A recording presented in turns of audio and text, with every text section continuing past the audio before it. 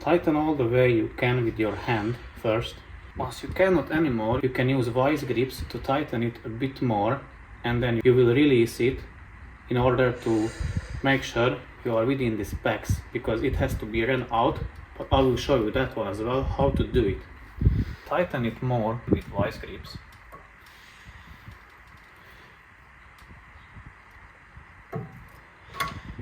So now you can be sure that the wheel bearings are seated properly all the way it can go, but it doesn't move that freely. It is quite hard to turn. So now you can undo it a bit more.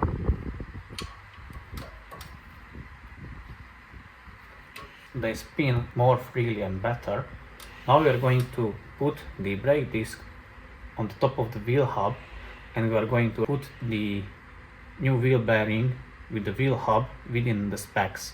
Put the brake disc back, secure it with the retainer screw, but the screw in itself won't be enough, you will see shortly why. So tighten it all the way you can with your hand only. As you can see, it still moves a little bit, so the adjusting won't be precise if I don't tighten it somewhere here with the wheel bolt. So in my case I use a crow's foot and put it over the wheel bolt, or you can use any washer or nut which fits through it. Tighten the wheel bolt.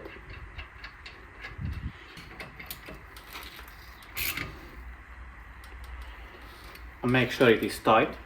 And now this doesn't move. The bearing moves, as you can see, it has a slight play, but it should have.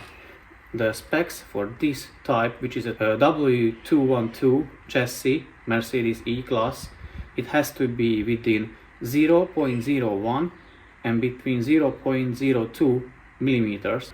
So this is the brake disc runout kit, but I need the dial gauge so that it will show me the tolerance or the specs that this wheel bearing should be within. So it is secured on the strut. The dial gauge is pushed against the disc, and if I pull it, it will move, and if I push it, it will move as well. So what we want is those black bars are the increments. So between the two bars there is a 0.01 millimeter increase or decrease, depends which way the needle is going. This one, the dial gauge is pushed against, as you can see, it is pushed against the rotor. It doesn't matter where it stops, so wherever it stops, so that will be your zero, and when you push it and pull it, the needle should move only one bar either way. So as you can see, it is still not tight enough. I still need to tighten the nut. So now the needle stopped. Push it, it doesn't move, but when I pull it, it moves. So I need to undo it a bit.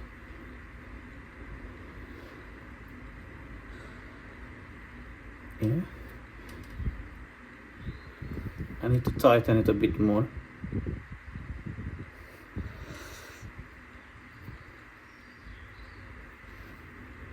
Yeah, so now it is good. So when I pushed and pulled all the way I could, it moves within the specs.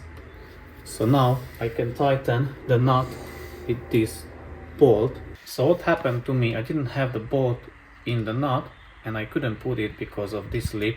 So I need to release the nut again and put the bolt, and I'm gonna readjust the wheel bearing, and then I'm going to tighten this bolt down.